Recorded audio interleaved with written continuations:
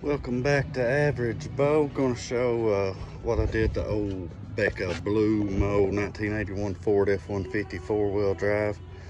That's a 2.5-inch rough country lift. I think it's actually 4 inches in the front and 2.5 in the back. It levels it out nicely. But I've already got it on, but this way I can show you all the problems I run into and be able to tell you right off the bat, you know, what I did to fix them. This is Becca Blue, by the way. Look at that. Sets up nicely, as you can see. New springs, new shocks, new radius arm drop bracket. There's a few brackets that go under here. Didn't really have no problem. Got to take this bolt out, get the spring out, obviously take off the shock nut, and we dropped that down and started taking these off, and these are actually on with rivets to start with. We grinded it, cut off wheel, that took forever, and then we just got some really good metal bits and drilled those rivets out. Believe me, that's the way to go. It's horrible trying to grind it all down, but once they come out, knock them out with a punch, clean up everything under it and get it ready to reinstall. I'll show you this bracket. On the instructions, when it talks about the driver bracket, it's actually the bracket on the passenger side, but it comes from the driver's side. So let's see if I can get up under here. Okay, there's a bracket here, and it's got the 4 bolts. We just take that off. This bolt through the bushing here, we took it out, and you have to mark where this, I don't know why it's not pre-drilled, but you have to get it up here and then mark where your holes go, and then drill these out. We drilled it on a drill press, and it's really hard metal, way harder than the stock metal. So we redone that and put the bolts on. One of the things that we struggled with, it comes with like an odd number of gold bolts, and we didn't really know where they was because the instructions really suck on this. Other than that, it's a great kit. But here's where the gold bolts go. There's 4 of them. There's 2 goes here, and then 2 on the other bracket.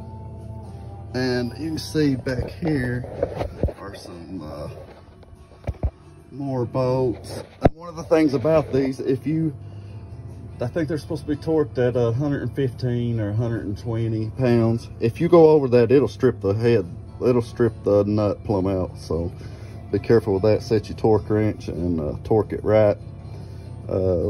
These get torqued on. It's pretty straightforward. Once you get the holes drilled and get it up there, it's really easy. There's also 3 long gold bolts, and they go in, 1 goes in each bushing.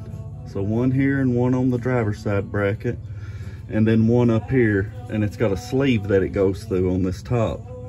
But this part is also a place that you have to drill. I lost one of the bolts, so I went and got one from Lowe's, grade 8 bolt, and put back there, torqued it down. But you have to drill this one with it up there, so you have to drill, you know, with the oil pan kind of in your way. Not a real big deal, but you got to mark that one and drill it too. It's pretty straightforward too. You do the same thing on the other side. Drop the spring, drop the shock, and these right here is where the rivets go, the original rivets that we had to drill out. And you can see you just replace them with these screws here. Drop down the bracket. If you can see right there, you just drop down the bracket. It's got some holes there. We had to, it's another thing, the holes wasn't big enough on the frame. So once we got this up there, we had to drill holes for the bolts to go through. And again, I think we had to re-drill these too to get it to fit through where the rivets went. We actually took the radius arm bolts all the way off and dropped it all down at once, and then picked it back up. But it's really a straightforward kit, really easy. The back, super easy too. We drop the U-bolts. We were having such a hard time getting them off, we just cut the daggone other U-bolts, cut them at the bottom, and with a cutoff tool, and just popped them right off there. And it scared us to death, because I mean, once you do it, it pops pretty loud. It's under a lot of tension. But there's the 2.5-inch lift bracket, sits on top of this, and it's got a pilot hole and a place where the another little nub, if you will, is in there, so it can line everything up. Torque that down, obviously change the shocks. Use the stock stuff at the top and the bottom. It's got the bolts for it. But as you can see, I need a shock boot. I ordered from Rough Country and they sent me one. So I have to order 3 more and then drop these shocks and put them back on there. But that's not too big of a deal, I don't guess. But that's the Rough Country 2.5-inch lift. Check out my old camper top. 33 1250s. I really like the stance on it. Puts it a little higher than an F-250. The kit looks good. It's got some nice stickers and all that. I put on all the stuff in my that came with it.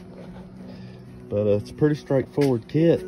Not too hard to install. If you're I'm not even a mechanic. If you're any bit mechanically inclined, you can put it on. Just make sure with everything you torque your bolts. That's one of the things my stepdad preaches, is torque the bolts. I torque them on everything that I work on. That's a good habit for me to be in.